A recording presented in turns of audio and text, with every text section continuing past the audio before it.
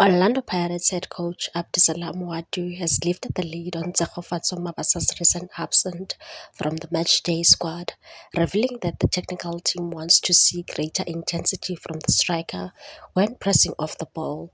Mabasa, who has found the net 4 times in 9 outings this season and appeared on course to become the club's all-time leading scorer, yet the forward has not featured since 4 October, leaving supporters puzzled about his set and drop down the pecking order. Speaking to Robert Marawa on Radio 947, Wado made it clear that the decision is rooted in tactical demands rather than a dip in quality. And that as a coach, as an educator, I'm here to improve the players, and that applies to everyone on the staff.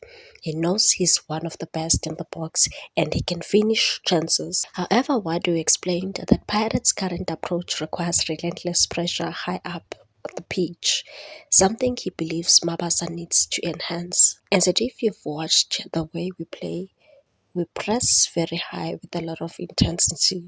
I cannot afford to let the opponent keep the ball for more than 5 or 6 seconds. It's too much. So we need to be very aggressive in the press. It's an area where he knows he must give more. The coach admitted that decisions on selection are not always flawless but are made with the team's tactical needs in mind, and that sometimes we as coaches make mistakes in selecting players, but we always choose based on what the match requires.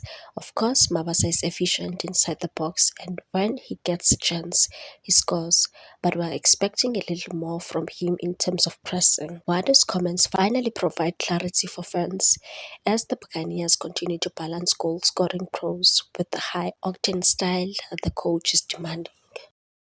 Please like, comment, share, and subscribe for more sports news.